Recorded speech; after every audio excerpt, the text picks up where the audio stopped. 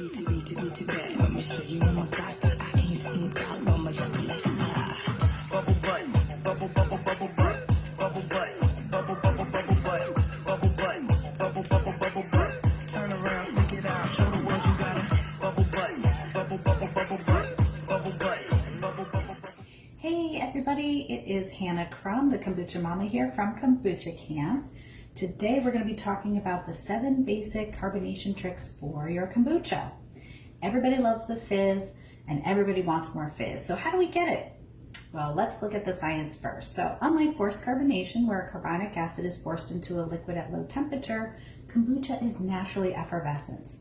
The effervescence is a byproduct of the first part of the kombucha fermentation process, where yeast excrete an enzyme known as invertase and use it to snip the glucose and fructose molecule of the sugar into monosaccharide components.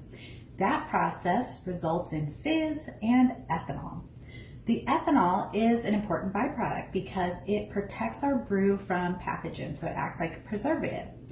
Also, the ethanol then becomes a food source for the bacteria, so they consume the ethanol and convert it into healthy acids. Finally, the ethanol is medicinal. It allows your body to absorb the nutrients more easily so that you get all the benefit of the booch. Now let's talk about the fizz. So the basic formula for the fizz goes like this. Yeast plus sugar equals fizz. Now we'll also need a tight cap in order to keep it in. Since the fizz is dependent on the yeast, we need to know exactly what our yeast prefer in order to support them so they can do what they need for their fermentation process.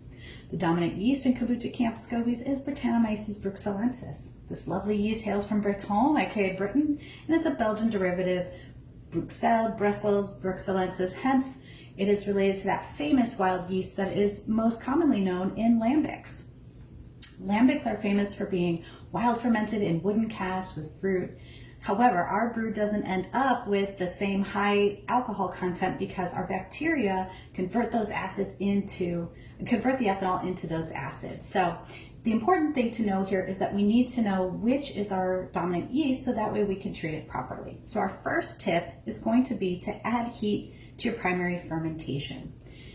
So when we go and look at different studies about Brettanomyces, we find that it has a specific temperature range. So if we get up to 35 Celsius, which is 95 degrees Fahrenheit, that's going to be too hot. We end up with stuck fermentation because there's too much cell death. Around 25 degrees Celsius or 77 degrees Fahrenheit, that's when we see the best production for the acetic acid, which is our dominant acid in kombucha. So for years we've said the ideal temperature range for your kombucha is 75 to 85, with 80 being the sweet spot.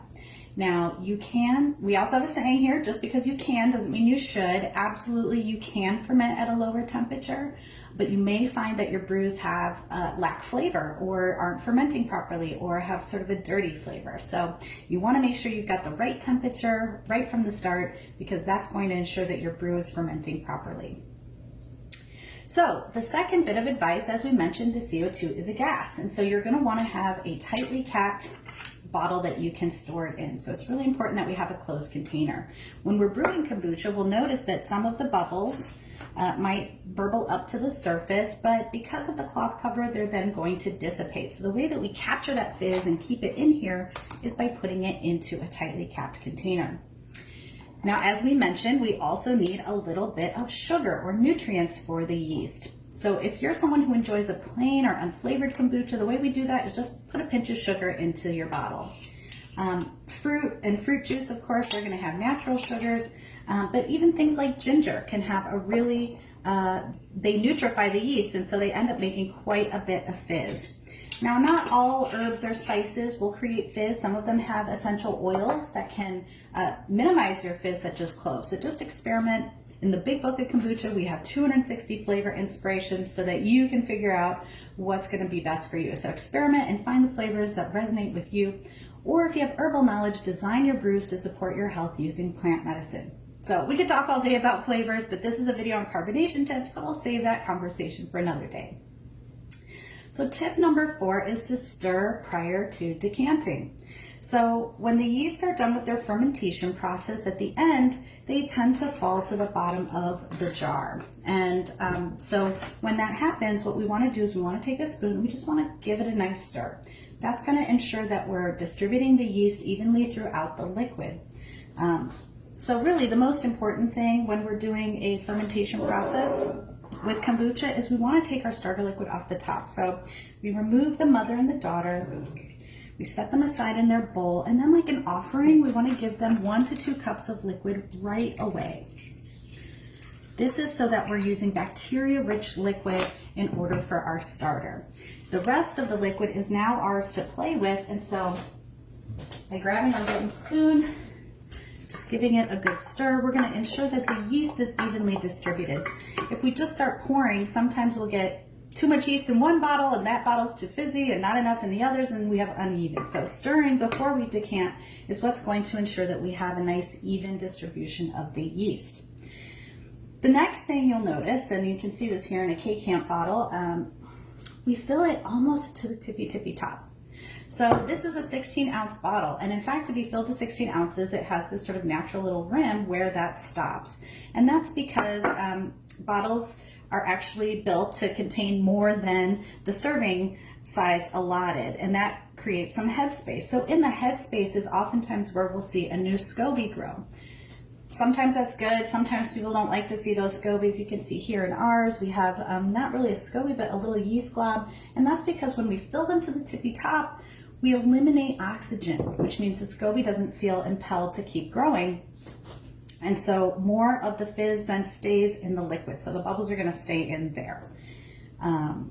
So filling to the top is another way that we can ensure we're getting more of the fizz staying in the liquid.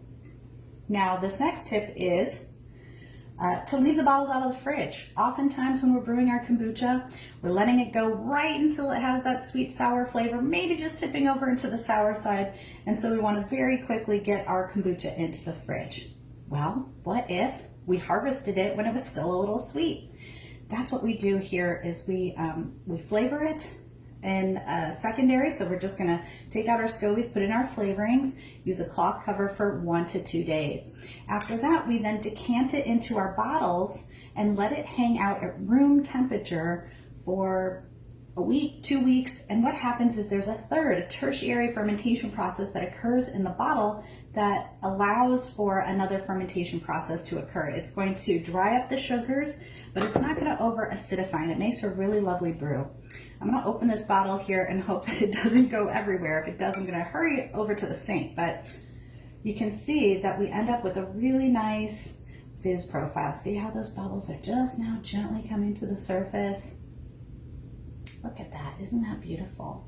So one of the ways we can tell effervescence from carbonation is the shape and size of the bubble. So with natural effervescence, we're gonna see a lot of different shapes and sizes. They're gonna pop at different rates. They're gonna have a soft feeling on the tongue. A forced carbonation is going to be more reminiscent of that soda where it's really picking your tongue.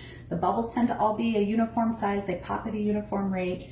And oftentimes commercial producers will use a combination of both forced carbonation and natural effervescence because they know that a consumer is expecting a booch to have some bubbles and they don't want to disappoint. We as home brewers know sometimes they do and sometimes they don't, and we just go with the flow. So leaving bottles out of the fridge is a great way to ensure that you're going to have some nice fizz here. And that's because when we put our bottles in the fridge, just as we mentioned before, the yeast is temperature sensitive, the fizz will minimize. So the last tip, and this is a great one if you put your bottles in the fridge, or if it's particularly cold, like in the winter, we want to nestle them right up against the heat strip that's on our fermentation vessel. So by nestling our bottles right up against the heater, we're allowing some additional heat to happen. So let's say you want to drink a kombucha, take it out 15 minutes, 10 minutes, 20 minutes early. Let that fizz naturally return, and then you can, always pour it over ice if you want it cooler. So just to recap, our 7 tips again were to add heat to your primary fermentation, do your secondary fermentation in a closed container with a nice tight lid. You want to add some sort of fruit sugar flavoring that's going to cause that formula of yeast plus sugar equals fizz to happen again in the bottle. We want to make sure we evenly distribute the yeast by stirring before we decant. And then we want to fill our bottles to the top if we can. We then leave our bottles out of the fridge, or if we put them in the fridge, we nestle them up against the heater in order to ensure that they have the temperature they need for the fizz to occur.